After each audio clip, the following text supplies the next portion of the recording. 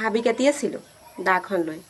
তাৰপিছত কথা এটা মনত পৰিলে, আপুনি কাম কৰি থকা দেখিলে মানুহে দেখিলেও নেদেখা ভাজুৰে, কিন্তু যদি মোবাইলটো চাই থাকে তেতিয়া কিবা এটা কোনোবা প্ৰকাৰে হ'লেও আপোনাক কিবা এটা শুনাই থৈয়ে যাব ইনডাইৰেক্টলি, ঠাট্টা কৰি পেলাই।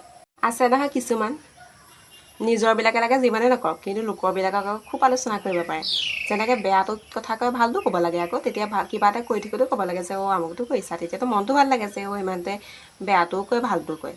লাজ পাব যে ক'লে এই কাম কৰা দেখিছে কিবা এটা ক'লে লাজ পাব যে, কাৰণ আগতে তেওঁতো কৈয়ে থৈছে বেয়াখিনি, তো এতিয়া ভালটো কৰা দেখিছে কেলৈ ক'ব, আকৌ লাজহে পাব ওলটাই, সেইটো কাৰণে নকয়।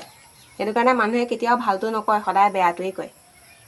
মোবাইল টিপা বাদেও অইন কামো থাকে মানুহৰ, যিবোৰ আপোনালোকে নেদেখে সময়ত, কিন্তু মোবাইলটো খোলাখুলিকৈ মোবাইলটো টিপি আছে সেইকাৰণে ঘপককৈ দেখে আৰু, কিন্তু ভিতৰুৱা কামবোৰ আপোনালোকে নেদেখে নহয়, বা দেখিলেও আপোনালোকে নেদেখা ভাজুৰে, লাজ পাব যে।